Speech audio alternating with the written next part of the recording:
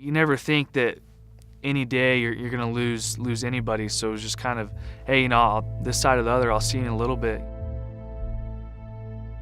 I'm Brennan McDonough. I am a former ground mount hotshot. I worked for the City of Prescott Fire Department for 2.5 years. I started my career in 2011, and it tragically ended in June 30th, 2013, when I lost 19 of my brothers. As a crew, we were called to the Yarnell Hill fire, and our job as a crew was to establish an anchor point at the heel of the fire. And they decided to, post up a lookout for the crew, and so that's when they asked me to be the lookout. Later in that afternoon, we had heard about a wind shift, and when it started going east is about the time that I decided it was a good time to get out of there, and so did my captain. When I started hearing them in calling for airdrops, that's when I knew stuff was getting serious. The fire was, pushing forward really fast. Breaking in on incoming 16. Right around outside. Clear in front of the front in front. Bravo 3-3 operation. You copying that on air ground? The moment that it changed for me is when I heard them say they were going to deploy their shelters. In my 2.5 years, I've never had to do that. Okay, I'm here with Red Mountain Hotshots. Our escape route has been cut off. We are preparing a deployment site, and we are burning out around ourselves in the brush. Everything just froze. We just lost 19 men. I just lost my support, I lost my career. I lost my brothers. I lost what kept me on the straight and narrow. And even though I had an outpouring of support, I never felt so alone in my life. I felt guilty that I'm the one that survived. Why am I the person that gets to go home to my daughter? It fucked me up. It really, I don't know how else to put it. There's not a day that didn't go by that I didn't relive what happened.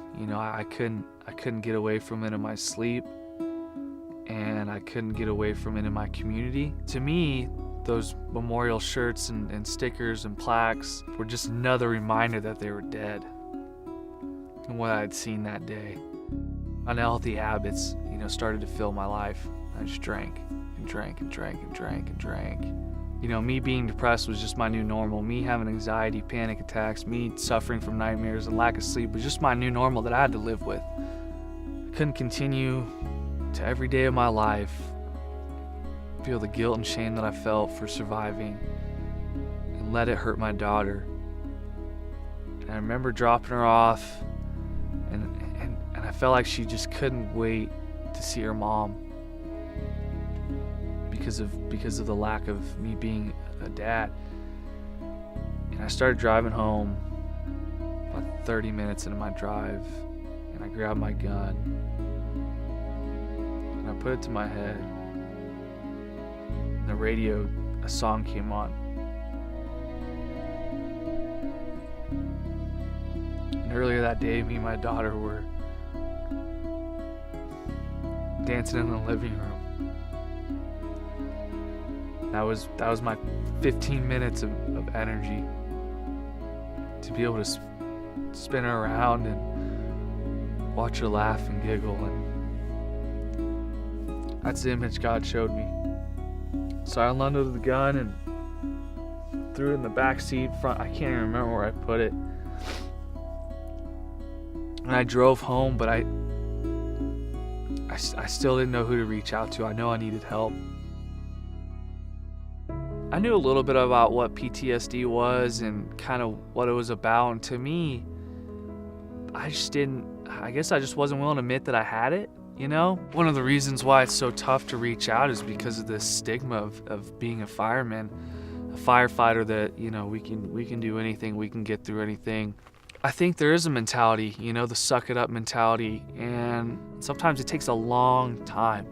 It takes years for people to realize the effect. Right now in life, I'm just in a place where I have a lot of room to grow. My life's been changed, and it's been changed for the better with counseling, how it's made this tragedy something I can live with. What I've learned through my journey is that, first and foremost, the PTSD is real, and that it compounds, and then it really takes hold of your life, and it not only affects me as a person, but my family and the people that are around me. And so you're not alone. This is something that many of us go through, and we can't even begin to comprehend it until we take the step to get the help we need. And it doesn't make you weak. It doesn't make you fail. It makes you stronger as a person to better understand who you are, so you can be a better service to your community.